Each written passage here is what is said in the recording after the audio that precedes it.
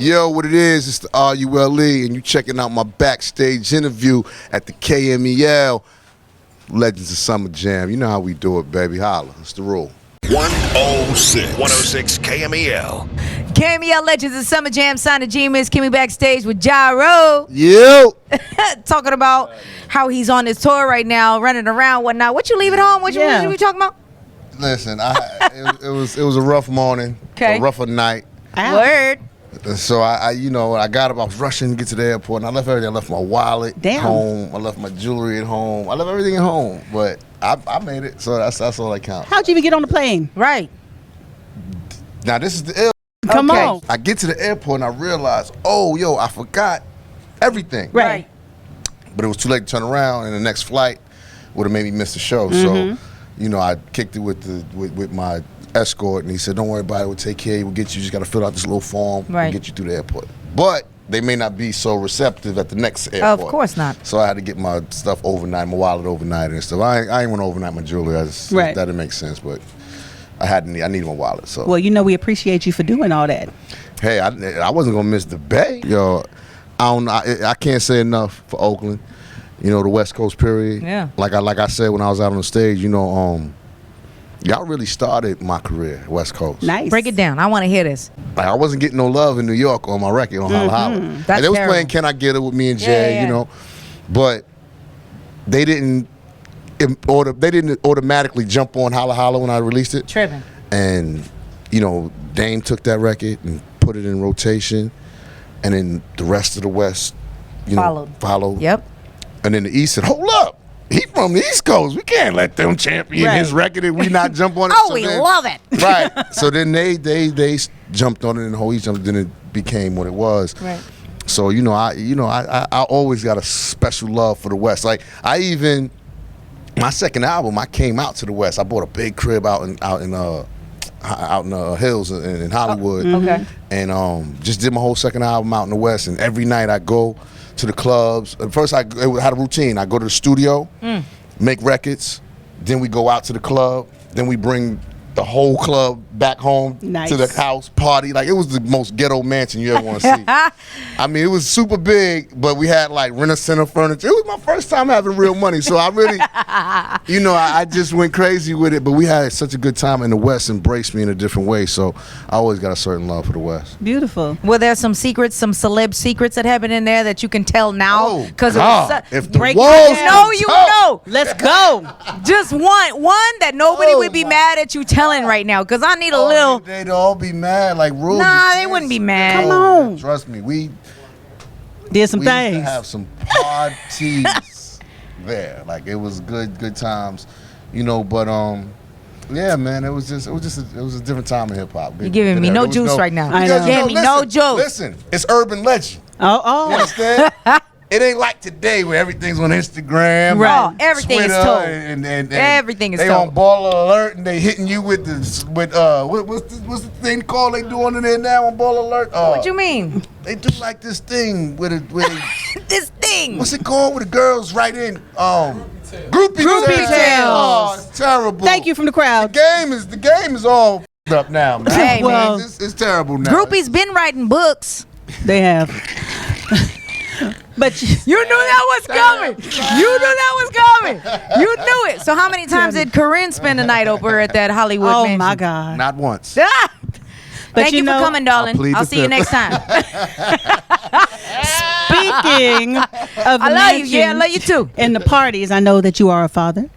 And I know you have a daughter. Yes. And I know that she's of dating age. Yes, she's 19 So now. Yeah. how is that going on? Because I know you have a reality show coming on there, and you address this a little bit in the reality show. So. I'm really a cool pops. I'm a new age father, and I kind of realized that women are gonna be women too. Men are gonna be men, but women are gonna be women too. Y'all gotta date and have sex. Figure life out, man. And do what y'all do too. And so I understand that as a man, and I just attack the whole situation differently. What'd you say? Right. Take that breath, baby. It's tough because I'm a father, so at the end of the day, I'm a man, and I know what men do. Exactly. I know what we got on our minds. So all the time. that's always gonna be my baby girl. But at the end of the day, I still understand that she has to grow up and become a woman. So, I got her to this point. I got her this far. She's in college, her second year in college. She's doing well, and she's never really had like a real boyfriend thus far. Right. So That you know of. Boom. That I know of. Exactly. So she's 19 now, so she has a guy, a dude, and I'm just like, let me meet the dude and let me see what he's about. You had that sit down with him. Not yet. Not yet. It's coming. And to be a fly on the wall, Sonna. It might be on the show. You might get to see that encounter on the show. So we'll see. I see you got rule in your teeth. Yeah. Let me see that. Look, you just a bling in there, player. Let's do a close up one time. Keep the smile shining. Let's get that grill right there. What do you think about who's like the top right now in music, as far as from when you were like, what I'm saying, not that you're not, but I'm saying, things have changed, basically. Yeah, the game has changed. Listen, I'm at the Legends tour. That means I'm right. I'm gonna let you. That means I'm old now, but but the hits are still official. You saw definitely, absolutely, and that's a lot of these young guys should aspire to that. You know what I'm saying? Like they're doing their thing, and I love what's going on in the game, but them records is 10, 12 years old, and the crowd still enjoys them records. Rocking. They got me feeling like what's my name? What's my man name? Y'all just calling me in the back. He called me Charlie Wilson in the back. He said, you like Charlie Wilson? Charlie's still rocking. He sure is. Put him like that. Not Charlie already. I love that though, and a lot of these young artists, they should aspire, hope to get to the point where 10 years, 12 years down the line, they could go out and rock a crowd, and it's still crazy. It's just how music develops and evolves. And the new kids today, they're doing their thing. I enjoy it. I got 3 kids. My daughter's 19. My boys, my oldest is 14. My youngest is 11. So they keep me abreast of all the new stuff going on, all the Bobby Shmurda. Oh yeah, and Migos, and all of these new guys that's up and coming, that's doing their thing, and I enjoy the music. I'm not a hater at all. I enjoyed it when I was doing it. I had a great time, a great career, and did great things in the music business.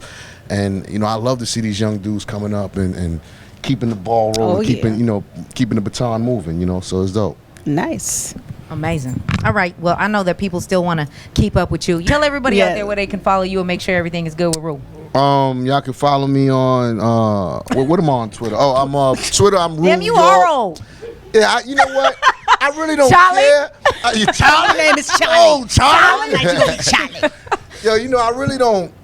I like social media, but I don't like. It's like the gift and the curse. You're too to me. busy. Like, you got kids and everything else. It's but I play with it. I put up pictures on Instagram. You dabble. And I tweet once in a while. Yeah. I do the tweeter thing, the Twitter thing. Nah, like a bird? That's a bird, right? I enjoy social media, but like I said, it's the gift and the curse. Right. When back in the days when we were doing, everything was urban legend. You heard about it, but you didn't necessarily know or see it. Right. Or so I think you still got on MySpace, huh?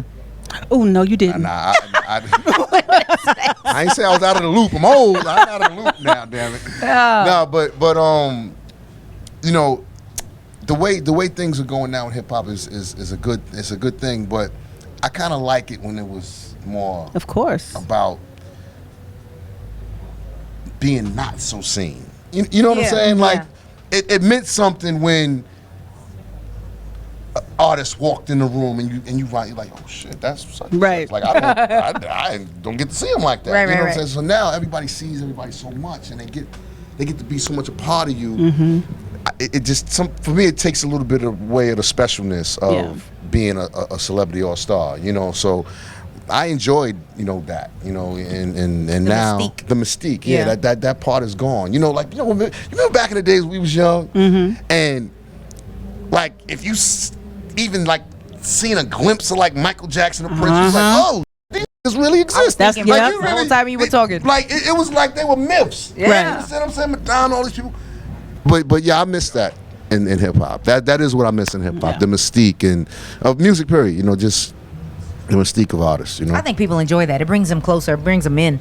Brings them into their lives. That's these new age kids. He's the old school. New age. But I mean, you know, it's the evolution to everything. It's the evolution of everything. So I got to get with it. I'm hip on it though. So again, did you remember your Twitter? We still back there. Oh, that's how this all started, right? Exactly. Okay, I've been drinking water. Yo, yeah, right. That's tequila. Yeah, right. So you know.